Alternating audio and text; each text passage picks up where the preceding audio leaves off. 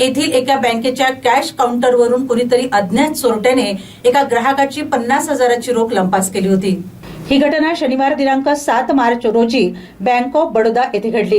या प्रकरणी पोलिसांनी आरोपी चोरट्याला अवघ्या काही मिनिटातच बेड्या ठोकल्यात। रवींद्र नथुजी ढवळे राहणार पंचशील नगर वाघापूर असे अटक करण्यात आलेल्या आरोपीचे नाव आहे, तर सुरेश भगवानदास हेमनानी राहणार पळसवाडी कॅम्प दारव्हा रोड असे फिर्यादीचे नाव आहे। ते खाजगी नोकरी करतात। 7 मार्च 2026 रोजी दुपारी 4 ते 4:30च्या सुमारास ते बँक ऑफ बडोदा येथे 1,70,000 रुपये भरण्यासाठी गेले। त्यांनी रोख रक्कम कॅश काउंटरवर ठेवली आणि ते फोनवर बोलत होते। या संधीचा फायदा घेत एका अज्ञात चोरट्याने काउंटरवरील 100 रुपयाचे 5 बंडल असे एकूण 50,000 रुपये लंपास केले। या घटनेमुळे परिसरात एकच खळबळ उडाली। डायल 112 वर कॉल प्राप्त होताच पोलीस अंमलदार प्रदीप कुरटकर हे घटनास्थळी दाखल झाले।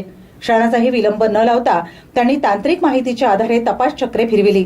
संशयित आरोपी रवींद्र नथुजी ढवळे राहणार पंचशील नगर वाघापूर यवतमाळ याला पोलिसांनी शिताफीने ताब्यात घेतले।